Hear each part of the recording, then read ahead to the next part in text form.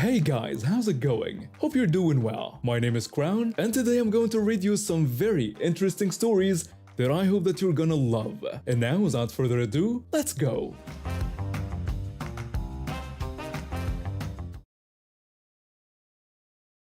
Two years ago, when I was 17, I got the news that no teenager should ever have to hear. The doctors found a tumor in my larynx. Laryngeal cancer, they called it. Those words felt like a punch to the gut. One day I'm worried about homework and what to wear to school, and the next I'm sitting in an oncology office learning about chemotherapy and radiation treatments. The next year was brutal. Chemo made me sick constantly, and I lost all my hair. My voice started getting raspier when the treatments went on. But the worst part was watching my parents try to stay strong for me while I could see them falling apart inside. My mom would cry in the hallway when she thought I couldn't see her. About a year and a half ago, the doctors said I needed surgery. The tumor wasn't responding to treatment the way they wanted, so they had to go in and remove it directly. The surgery left me with a pretty significant scar across my throat that honestly looks like someone tried to cut it. They also had to do a tracheotomy during the procedure, which left another scar just below the first one. My voice changed too. It's not completely gone, but it sounds different now. Rougher, I guess. The good news is that I'm in remission now. The doctors say I'm doing great, and I feel mostly normal again. But those scars are permanent reminders of what I went through. When I started feeling better, I wanted to do something meaningful with my experience. That's how I ended up volunteering at the pediatric cancer ward. I figured if I could help even one kid feel less scared or alone, then maybe all the pain I went through would mean something more. The kids are amazing. They're so much braver than I ever was. I spend my time there playing games with them, reading stories, helping them with art projects, and just being someone they can talk to who actually understands what they're going through. Sometimes they ask about my scars, and I'm honest with them. I tell them about my surgery and how the scars are proof that I fought cancer and won. A few weeks ago, I was having a typical day at the hospital. I was sitting at one of the activity tables helping a group of kids color when this little boy came over. He wasn't one of the regular patients, so I figured he was visiting someone. The boy looked at my throat and his eyes got wide. He asked me what happened to my neck with genuine curiosity. I explained that I had surgery to remove a tumor and that these were my battle scars. The kid thought that was incredibly cool and said I looked like a warrior. He asked if I was proud of them, and I told him that I really was because they reminded me that I'm strong. The kid was fascinated and kept asking questions about what the surgery was like and if it hurt. I answered everything honestly, but in a way that wasn't scary. He seemed to think the whole thing was pretty awesome, which made me smile. After about 10 minutes, he ran back to his mom who was talking with another woman near the entrance. I went back to coloring with the other kids, but a few minutes later I noticed someone walking toward me with an angry expression. It was the boy's mother, and she looked like I had personally insulted her entire family. I excused myself from the kids and stood up to see what was wrong. She immediately started yelling at me, saying I shouldn't be promoting that nonsense. I told her I was sorry, but I wasn't following what she meant. She got even more angry and started accusing me of pressuring sick and dying children into cultish perversions. She called me a Satanist and said I was bearing a devil's mark in front of kids. She asked if I had already lost my humanity. I was completely shocked. I tried to interrupt and explain what actually happened to me, but she held up her hand and refused to listen. She said she wouldn't let me taint her with my lifestyle choices and demanded to know why I was lurking in a children's cancer ward. She told me she wanted me off the premises and said, how dare I be there? She turned around and walked straight to one of the security guards. I watched her gesturing wildly in my direction while talking to him. The security guard looked confused but started walking over to me. The security guard told me he needed to ask me some questions because the woman had said I was disturbing the children and promoting dangerous beliefs. I explained that I was actually a volunteer there and also a patient in the adult ward. I showed him my official volunteer identification and visitor badge. The security guard examined them carefully. He asked me to explain what happened with the woman's son. I told him that the boy had asked about my scars, so I explained they were from cancer surgery. That was literally all that happened. I made sure to clarify that the scars on my neck weren't from some cult ritual, but from life-saving surgery. The security guard nodded and seemed to understand. The security guard went back to Karen and told her that she needed to either continue with her visit quietly or leave the premises. He explained that I was authorized to be there and wasn't doing anything wrong. Karen looked furious but walked away without saying anything else. I went back to the kids. We finished our coloring project and I helped another girl work on a puzzle. About an hour later, I saw Karen walking back toward me with a different security guard. She was pointing at me and talking rapidly. This time she was carrying the drawing that one of the girls had been working on. It was a picture of roses. Karen started telling the second security guard that these were satanic symbols I was teaching the children to draw. She said it was proof of what she had been telling him about. The second security guard looked at the drawing, then at me, clearly confused. He told her that they looked like flowers to him. Karen insisted that he didn't understand and that these were occult symbols. She claimed I was indoctrinating the sick children into my cult. Thankfully, the first security guard noticed what was happening and walked over. He told Karen that they had already discussed this and that she needed to leave now or they would have to escort her out. Karen said the whole thing was ridiculous and that everyone was blind to what was happening. The first security guard called for additional security to escort her from the building. When they walked her toward the exit, I heard her still ranting about satanic conspiracies and how the hospital was enabling dangerous people. Some of the kids had stopped what they were doing to watch the commotion. The girl with the rose drawing asked me why that lady was so angry about her flowers.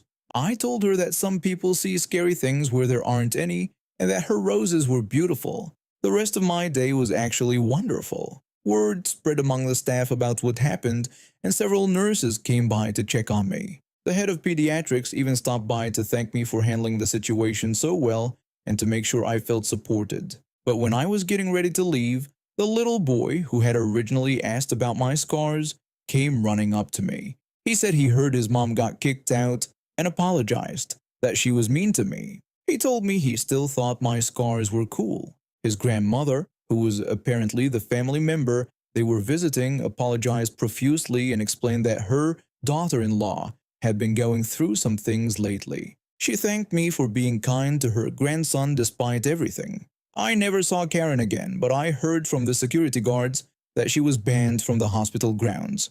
Apparently, this wasn't her first incident of causing problems with staff and volunteers. So this happened about 2 years ago, when my family decided to move to what seemed like the perfect neighborhood. My dad had been in a wheelchair for about 15 years after a car accident, and we'd been living in our old house that was already modified for his needs. But when he retired from his job as a judge, we thought it would be nice to start fresh in a new community. We found this beautiful place called Green Meadows. The houses looked like something out of a magazine with their white picket fences and tree-lined streets. The real estate agent mentioned there was a homeowners association, but we didn't think much of it at the time. We just wanted a peaceful place where my dad could enjoy his retirement. The first thing we realized after moving in was that our new house needed some modifications. The front entrance had 3 steps, which meant my dad couldn't get in and out without help. We decided to build a small ramp alongside the existing steps so he could maintain his independence. We got all the proper permits from the city and hired a contractor to start the work. That's when we met Karen. I was inside unpacking boxes when I heard this loud, aggressive knocking on our door.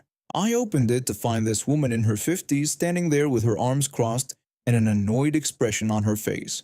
She immediately started yelling at us about how we couldn't build that ramp because it was against the Homeowners Association rules. I asked her who she was and she told me she was the president of the Homeowners Association and that the ramp was not allowed because it ruined the aesthetic of their neighborhood. I tried to explain that my dad needed the ramp to access our home because he was in a wheelchair, but she just said she didn't care about our personal problems. She kept repeating that rules were rules and everyone had to follow them. My dad rolled up behind me to see what was going on. When he asked if there was a problem, she told him that We people thought we could just move in and change whatever we wanted. She said she had news for us and that the ramp was coming down. My dad suggested there might be some misunderstanding and explained that this was a reasonable accommodation for a disability. He mentioned that he was pretty sure federal law protected our right to make these modifications, but she just said she didn't care about federal law and only cared about her neighborhood's property values. She threatened to take the ramp down herself if we didn't do it, then stormed off. My dad just shook his head and told me not to worry about it. He said people like her usually backed down once they realized they were in the wrong. But Karen wasn't backing down.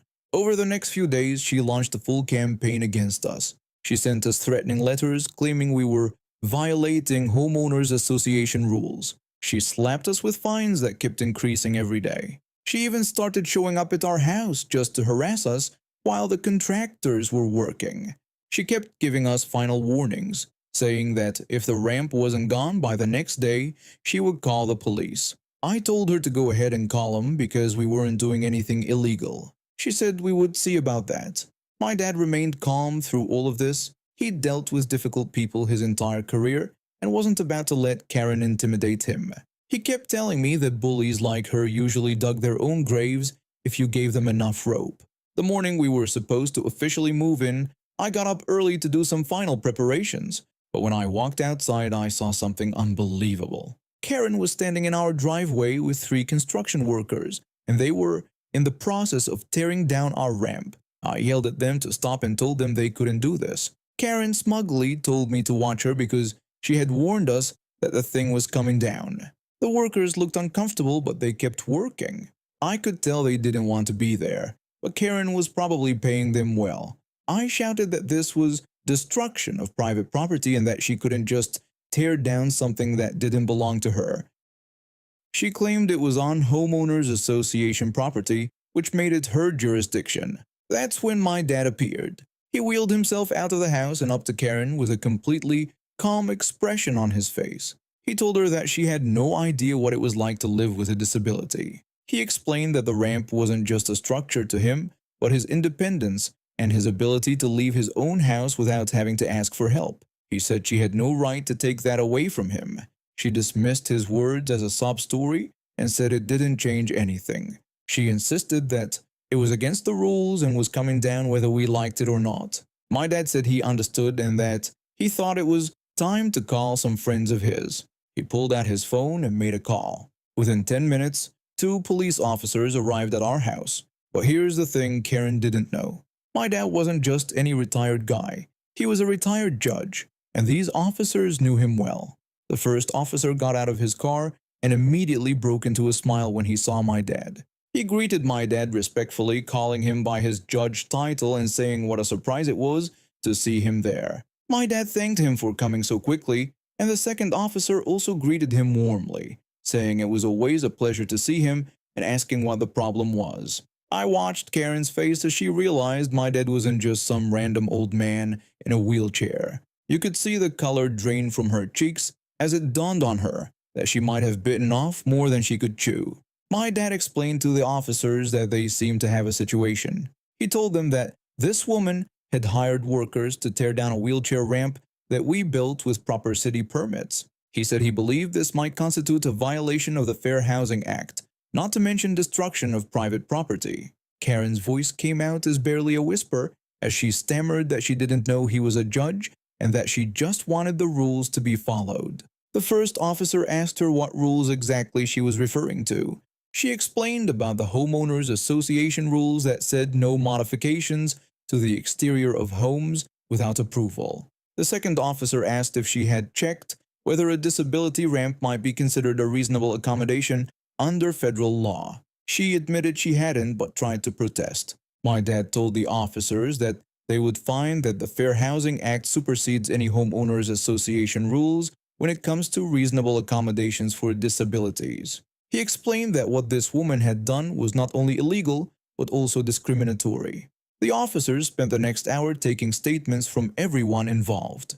The construction workers admitted that Karen had paid them to tear down the ramp, even after they told her it was for someone with a disability. They had security footage from a neighbor's house showing Karen directing the destruction.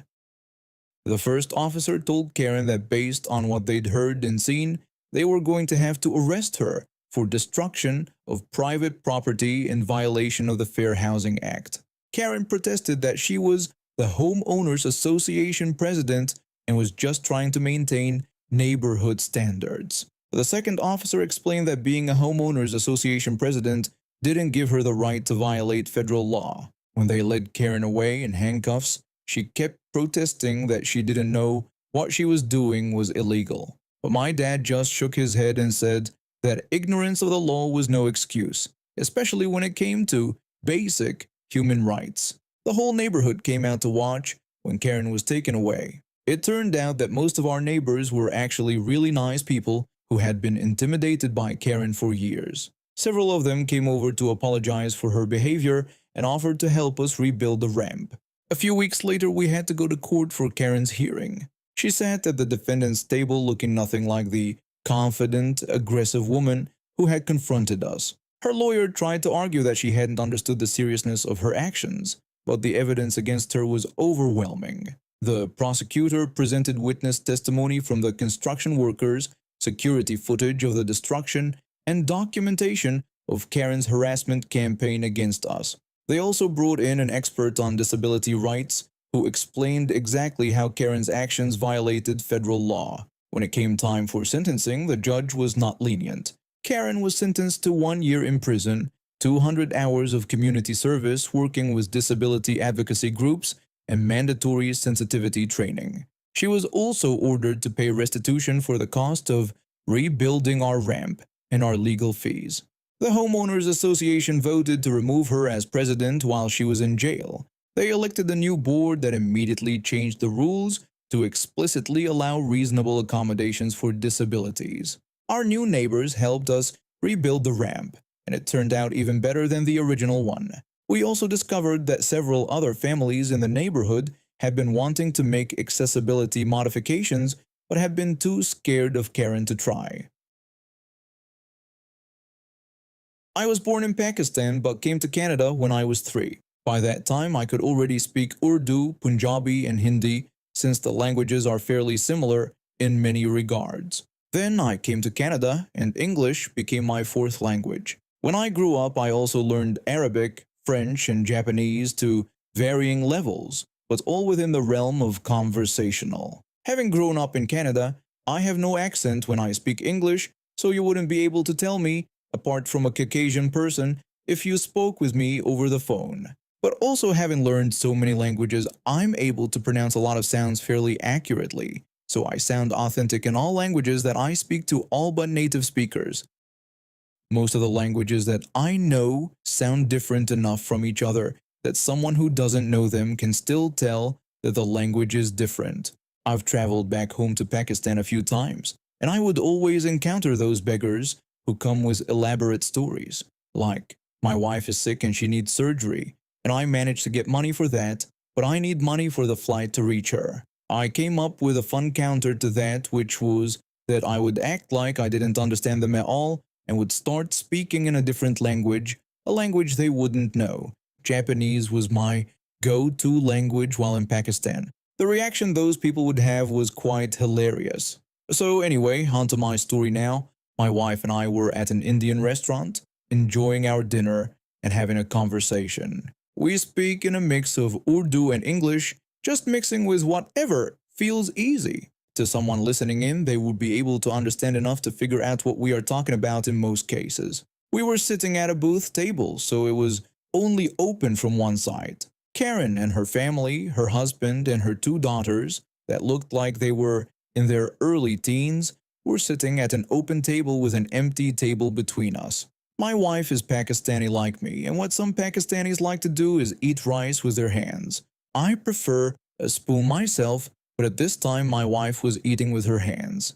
Apparently, this Karen got offended at seeing my wife eat with her hands. When she came over, I started speaking in different languages, acting like I didn't understand what she was saying in English. Here's how it went. Karen walks over to our table with a sour expression on her face.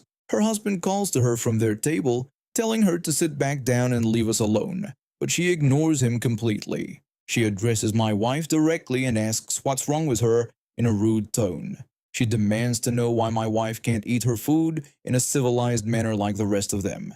I respond to her in Urdu, acting confused and asking what she wants. I tell her that she can clearly see we're eating and should leave us alone. Karen looks at me with surprise and asks what I just said to her. I quickly tell my wife in Urdu not to speak to this woman in English and to just follow my lead. Then I turn back to Karen and call her a crazy woman, telling her to go sit back down. Karen demands to know why I'm not speaking in English. My wife starts smiling and I try hard to keep a straight face. My wife tells Karen in Urdu that we're just enjoying our meal and suggests she should go sit down. Karen gets more frustrated and insists that she heard us speaking in English before, so she knows we can talk in English. I tell her in Urdu that, yeah, I can speak English, but I choose not to do so with her. My wife whispers to me that she thinks Karen is getting upset. I whisper back that I know, and that's what makes this so much fun. Karen raises her voice and demands that we stop this nonsense and talk in English like she heard us doing before. I switch to Japanese and ask her if she was listening in on our conversation, questioning whether she has any manners at all. Karen's eyes widen and she exclaims that I just changed to some other language. She asks what the hell is going on. Her husband calls out again from their table, telling her to leave us alone because we don't speak English. Karen shouts back that she knows we do and that we're just pretending not to understand. Her husband tells her it doesn't matter and to just sit down. I start waving toward her table and tell her in Urdu that she's right and should go back to her table like a loud cow. Her husband gets more firm and tells Karen that we aren't doing anything wrong and she needs to leave us alone. Karen explains that my wife is eating with her hands, and it's disgusting. She says she can't let her daughters learn such uncivilized ways. I lean over and tell my wife in Hindi to start licking her fingers. My wife starts licking the rice off the top parts of her fingers, and that makes Karen rage even more. Karen exclaims in disgust about how gross my wife is being. Her husband tells her to stop looking at us if she doesn't like it. Then I say in Arabic, asking if she's so dumb that she behaves this way everywhere she goes, calling her a witch. Karen points at me and yells that I changed languages again, and that she knows I did because my accent changed. I reply in Japanese that, yep, I can keep changing languages. Karen demands again that I speak in English. Her husband insists that she must have heard us wrong, and that we don't know English, telling her once more to leave us alone. Karen gets even angrier and says that if we don't know English, then why are we living here? She declares that we don't deserve to live here if we don't know English. I was having a hard time keeping a straight face, so I disguised it by raising my voice and appearing angry. I gestured towards her and then pointed at her table. I ask her in Arabic if she's so dumb that she can't even listen to her husband, telling her to go sit down and stop embarrassing herself. Karen screams that we don't deserve to be here and tells us to get out. At this point, the restaurant's manager shows up to see what all the commotion was about. He's an Indian guy with a pretty heavy accent when he speaks in English, so I knew he'd speak either Hindi or Punjabi. The manager asks everyone to please keep their voices down and wants to know what's going on. Karen explains that my wife is eating with her hands, and it's disgusting. She claims my wife is corrupting her children with barbaric ways. The manager tells Karen that there are no rules that forbid eating with hands and asks her to leave us alone, or he'll have to ask her to leave the restaurant. Now her husband gets up and comes over to where Karen is. He tells her to sit down because she's embarrassed herself enough. He says this is why he can't take her anywhere. I tell the manager in Punjabi to ignore this dumb cow because her brain is smaller than a sweet dumpling. The manager starts laughing at my comment and Karen gets even redder in the face since she probably thinks we're making fun of her. Karen screams that all of us should go back to our country. Her husband just takes her arm and leads her back to their table and sits her down, telling her to shut up. Her daughters look like they want to sink into the floor from embarrassment. I ramble a few more sentences in varying languages before my wife tells me to just leave it alone. We finished our dinner about 10 minutes later with Karen looking at us the whole time. I go pay the bill, and when we are walking out of the restaurant, we pass near Karen's table. I call out to her husband in perfect English with no accent, while smiling and giving him a wave. I tell him that I hope he enjoys his dinner and to have a good night. Karen's eyes bulge and she screams that she knew it and that we do know English. She tried to stand up suddenly, but instead ended up falling over backwards in her seat. My wife and I left the restaurant laughing before she could do anything else. And now we have reached the end of today's stories. Thank you for watching, and see you next time.